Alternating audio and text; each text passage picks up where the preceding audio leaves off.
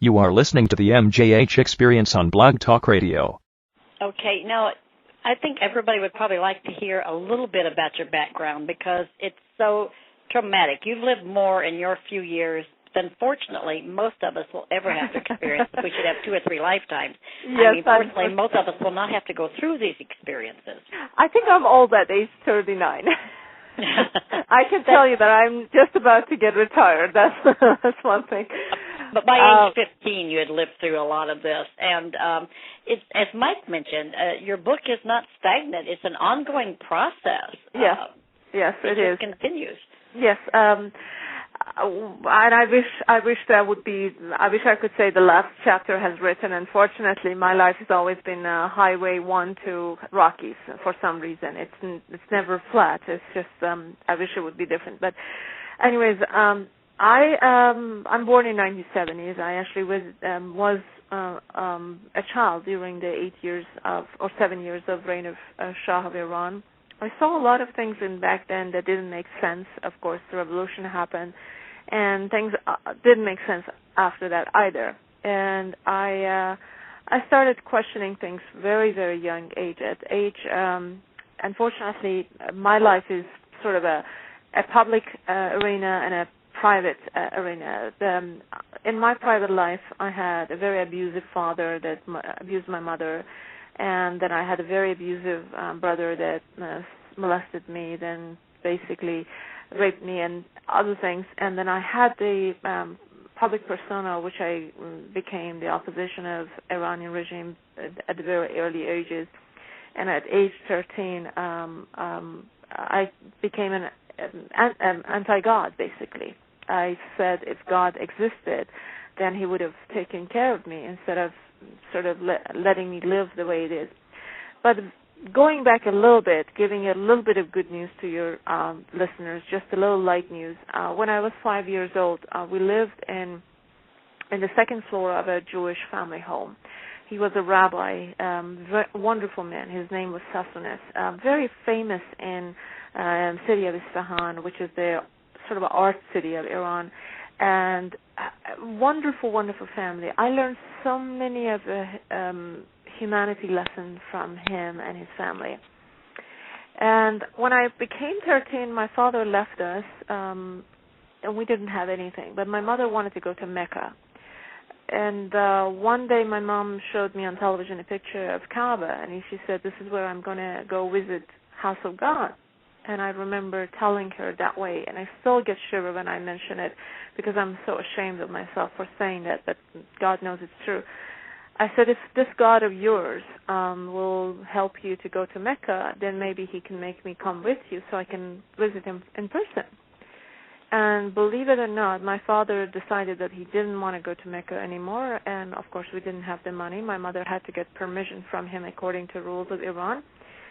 He finally issued my mother's sort of allowing her to go on her own, but we had this extra Mecca trip that we couldn't use and we couldn't sell for some reason, even though it's very popular. And since we didn't have the money, my mom spoke to Mr. Sassonis, and he said, "You know what? I'll pay the money, and she can take your daughter." For some reason, I made it to Mecca, and I had no passport. I had no proper identification. Everything just fell through. Within a month of that little prayer or whatever you call it, a little insult to our Creator, and I went to Mecca, and I saw things that changed me, literally from within. And I noticed that all the things we do in the name of God, God has nothing to do with it. And we always use the name of religion in order to get where we want to be. I understood religion on a very deep level, and I'm always fearful that God may tell me, "I told you so," when I get to the other side. That it was a awakening moment for me. So I came back from that trip, and I remember right after when I went to high school, I was sort of middle school when I made my trip, and then I went to high school. They kept saying that death to America, death to Israel, and we had to get out in line and say those things. And I didn't agree with it. I decided I don't want to use the name of God and use the name of religion for anyone. I'm hating anyone. So one day when they were trying to find me and my principal was looking for me, she said, she found me under one of the tables in one of the classrooms. I literally was hidden. And she came and found me, and she said, why aren't you in the lineup 7 a.m. in the morning? I said, because I'm sick. She says, no, you're sick every day. I've been watching you for an entire year. Apparently she was observing me for 7 or 8 months. And when I went to the lineup, I wasn't yelling. And she stood up right in front of me, and she said, why aren't you yelling? I was just opening up my mouth and closing it. And I said, you know what, you're right. I'm not sick, and I'm not yelling. And she said, why? I said, because I can't hate someone I don't know. And that became literally, virtually the start of my opposition. When I finished my high school, I was denied to go to a regular sort of governmental school that they pay for it. I made it through, my mom sold a lot of things. I made it through private or semi-private schools. And after that, I started reading Le Monde, and I started my French. I went from English to French. I jumped over, and I started reading that, and I started writing about it. I started talking about it, and they were also sort of conducting their observation during my 3 years at university. I was kidnapped in the first year of my university after about a few months on the streets of Isfahan, and I jumped out of their car. I threw myself in front of people, and I tried to prove it that these people are doing things in the name of religion, etc. But of course, I was told by the Supreme Court that I was just making it up, and it all was a misunderstanding. It was never happened. Yet, even after 21 years, I still have my scar on my left leg, etc.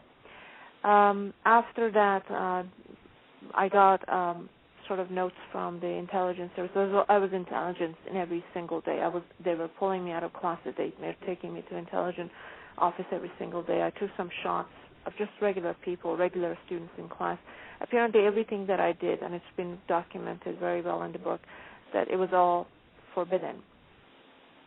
But then, back then, there was no YouTube. There was no Facebook. There was no dig-in. There was no any of these search engines that you can get your opposition, you can show it. Everything that they do today, we used to do, or I used to do many, many, many years ago in Iran. That was 90 to 93 in Iran.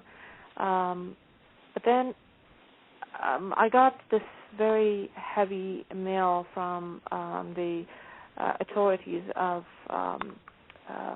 intelligence in Iran, and they said, if you don't do this, we're going to arrest you, we're going to take you to prison.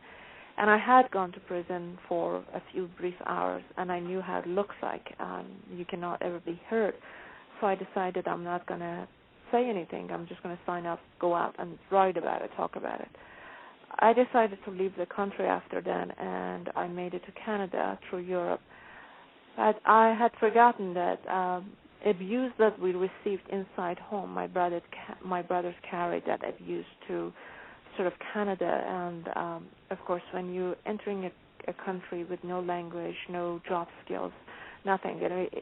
I never worked in my life before 95. And it was horrible.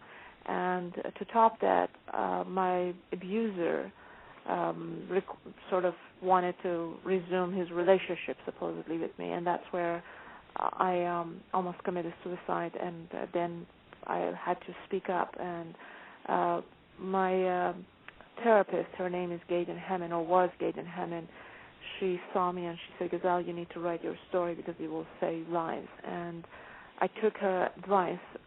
I wrote the story. It has saved many, many lives. Many I have reached, and they said they didn't kill themselves. They didn't suicide because of this book. But it created a lot of ridicule for me because I was completely honest in this book. And I even wrote about what society considers as mental disability. In our society, people don't understand. Somebody has depression does not make one mentally ill, at least in my opinion, because I have studied psychology. They don't understand if somebody has a bipolar does not make that person violent or doesn't make that person sort of a mole or somebody that cannot achieve anything. On the contrary, I wanted to give them a positive feedback that yes, I have episodes of depression, and I go through very dark ages, very dark days that I don't talk to anyone. But then when I actually am in that place, I can write so much brighter than when I'm happy. It makes my writing more fluid. It makes me want to write, and it is wonderful. And when I actually come out at that stage, and I'm thinking, did I write that? It is in a way, if you use it properly, it becomes a gift. And when you take a look at bipolar, a lot of people use it so derogatory. If somebody has a bipolar, or somebody has mental illness, they think that person is incapable of taking care of themselves. And when I see society, especially Middle East, I see a lot of that because I'm struggling with it. But it doesn't mean that it is just a curse, because bipolar gives you energy unlike anything else. If you take a look at Michael Phillips, for instance, he also has mental disability, and he used that to his advantage. Now, can we say Michael Phillips that he's called a fish, basically, because of his ability to swim so fast and furious in front of everybody else? Can we call him mentally challenged? Of course not. But our society seems to put everybody in one box as they like it. And as much as I went up and down, I tried to use the lessons properly to advantage of society, which, of course, I got myself a lot of ridicule, and I still do. And sometimes it's very hard, but sometimes when I look at it from the bright side, I know that future generations would say she made a lot of sacrifices in order to help a lot of people, and I hope that's the kind of judgment I will have. That's it. I'm sure it will. I know you've saved many lives. I know that we were also working with girls that were in Iraqi prisons that had been raped and then had tuberculosis. Iranian had been raped, had tuberculosis, were out on the streets, and they were raped in the prisons every day, and you were trying to get them medical attention and get them out of Iran. Actually, that person is now in San Francisco. This is wonderful. You've been doing this all of your life, and I can remember when you were so fearful of your mother in Iran that she is not going to be able to get out, and because you were speaking out, something was going to happen to her. Yeah. Thankfully, things have. When I read things, I actually read them between lines. The Iranian regime has understood that they cannot go after every citizen, and I told my mother, I said, Mom, they may come after you. I can't do anything for you. I know it sounds cold, but it's not, because I don't want to help my mother. If she denies me, she has a better chance than acknowledge me. So I said, well, do whatever you have to do. And they can't go after an 80-year-old woman. I mean, it would be bad publicity all around for them. So at this point, I'm not worried about her anymore, thankfully, because I've noticed that things have sort of slowed down. I guess there has some sense of, we can't put everybody in jail anymore idea, and in comparison to I think I met you around 6 or 7 years ago, if I'm not mistaken. Things have improved slightly, let's say. CommunicationCreations.com